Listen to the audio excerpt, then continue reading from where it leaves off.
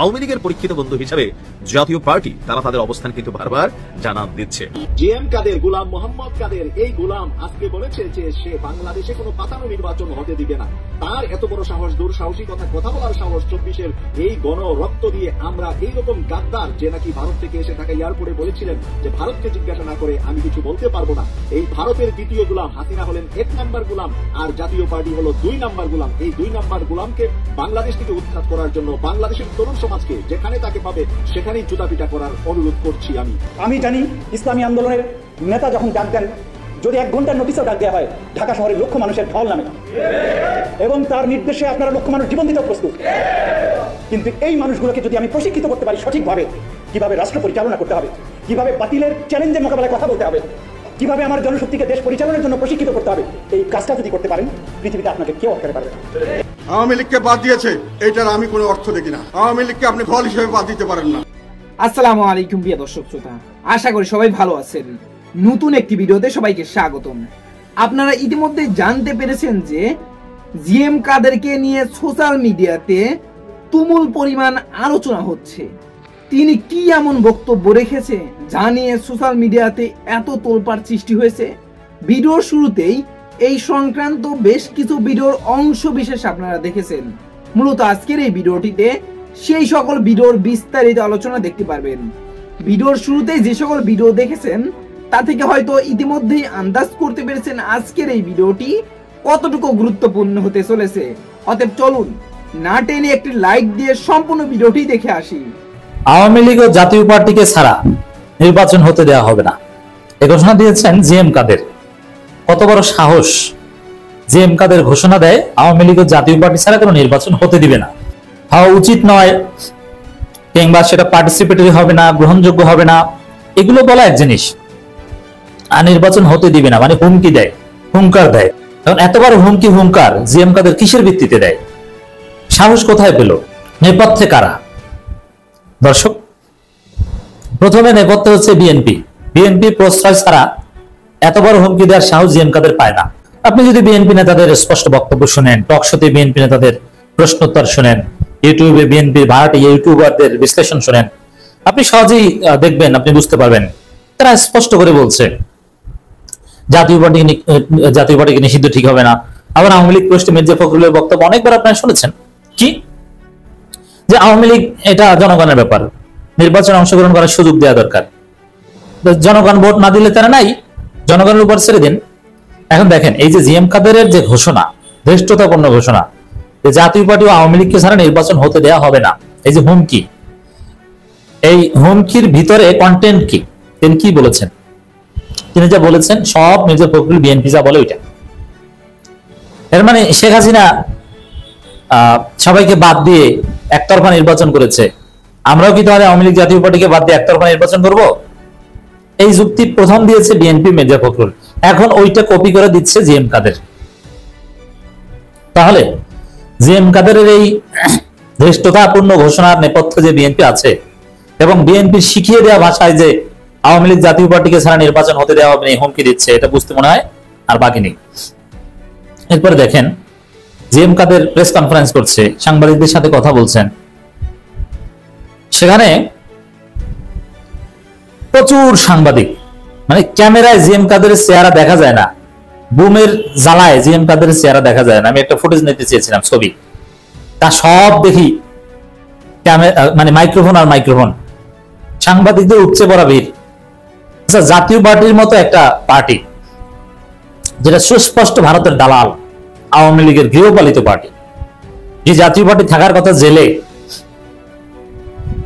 যে জাতীয় party GM কাদের বলেছিলেন ভারত থেকে এসে এয়ারপোর্টে নেমে, তো ভারতের সাথে কি আলাপ হয়েছে এটা আমরা বলতে পারবো না, নিষেধ আছে, ভারত অনুমতি না দিলে আমরা বলতে পারবো না।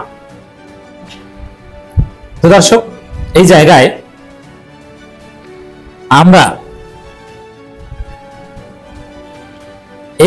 আমরা কি ধরে নিতে পারি যে ভারতের দালাল, এই ভারতের দালাল পার্টির প্রেস কনফারেন্স বা মিডিয়ায় কথা বলে এত মিডিয়া মনে হয় মির্জা ফখরুলের পিছনেও ঘোরে না।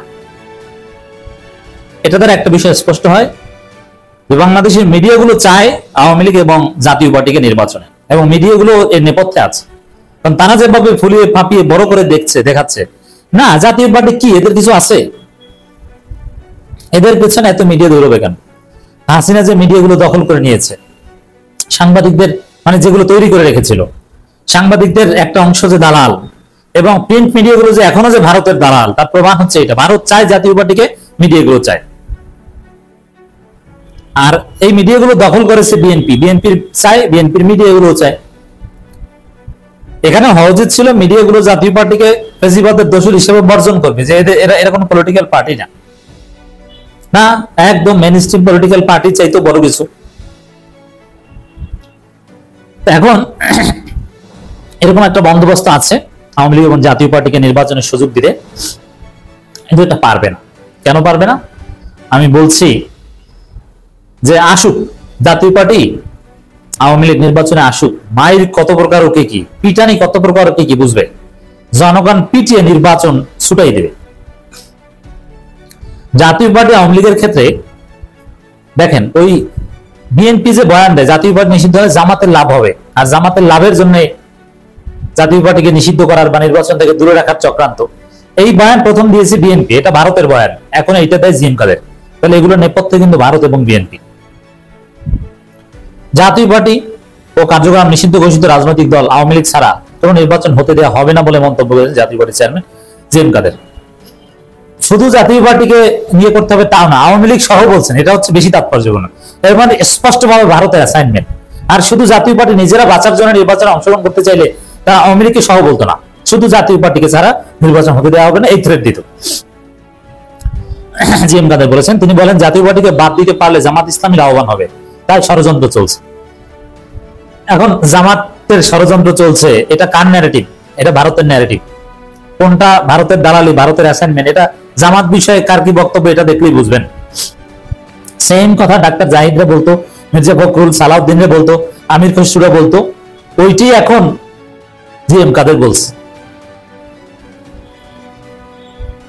দর্শক, উপজেলা দিবস উপলক্ষে রাজধানী কাকরাইলে কেন্দ্রীয় কার্যালয়ের সামনে আলোচনা সভায় এসব কথা, অথচ উচিত ছিল এই কাকরাইলে জাতীয় পার্টিকে পিটিয়ে ওদেরকে ওখান থেকে সরিয়ে দিবে, কিন্তু না, ব্যাপক মিডিয়ার উপস্থিতিতে এখন জামাত যদি এদেরকে পিটায় তাহলে সবাই জামাতের উপর ঝাঁপিয়ে পড়ে। কিন্তু এনসিপি আবার বিএনপি কোলে উঠেছে, এখন এনসিপির কেন নাড়াচাড়া নাই? এনসিপি এতদিন কিন্তু জাতীয় পার্টির বিরুদ্ধে সোচ্চার ছিল। এই সরকার দেশে গৃহযুদ্ধ বাড়তে চায় দাবি করে তিনি বলেন, দেশের ইতিহাসে কখনো এত খারাপ আইন শৃঙ্খলা পরিস্থিতি ছিল না। মানে এই যে হাসিনার আমলে ভালো ছিলাম ওই থিওরি, এই জিএম কাদেরকে পিটায় না পিটায় কি চোর? যারা মব করেন জিএম কাদেরকে দেখেন না? কত বড় কথা। দলের মহাসচিব শামীম হায়দার পাটোয়ারি বলেন, জাতীয় ঐক্যমতের অভাবে দেশের বিভাজন তৈরি হয়। জাতীয় পার্টিকে নিয়ে কোনো ঐক্যমত নয়, জাতীয় পার্টিকে কোনো রাজনীতি নির্বাচন করতে দেওয়া হবে না, জনগণ পিটাবে, সোজা কথা। জাতীয় পার্টিকে নিষিদ্ধ করতে হবে, আওয়ামী লীগের সব দোসরদের নির্বাচনে নিষিদ্ধ করতে হবে। আর এই জাতীয় পার্টি, আওয়ামী লীগ, এদেরকে মানুষ সমর্থন করে না। এদেরকে বাদ দিয়ে বাংলাদেশের ইতিহাসে সবচেয়ে বেশি সংখ্যক ভোট কাস্ট হবে আগামী নির্বাচন, এদেরকে বাদ দিয়ে। যেমন ডাকসুতে, জাকসুতে, রাকসুতে দেখেছেন না, এদের নাম বন্ধ আছে, কিন্তু কি ভোট কাস্ট হয়েছে না? হিউজ ভোট কাস্ট হয়েছে। বর্তমান সরকার আগামী নির্বাচন নিয়ন্ত্রণ করতে চায়, তাদের দিয়ে নিরপেক্ষ নির্বাচন সম্ভব নয়। উল্লেখ করে শামীম হায়দার পাটোয়ারি সুষ্ঠু নির্বাচনের দরকার নির্দলীয় তত্ত্বাবধায়ক সরকার।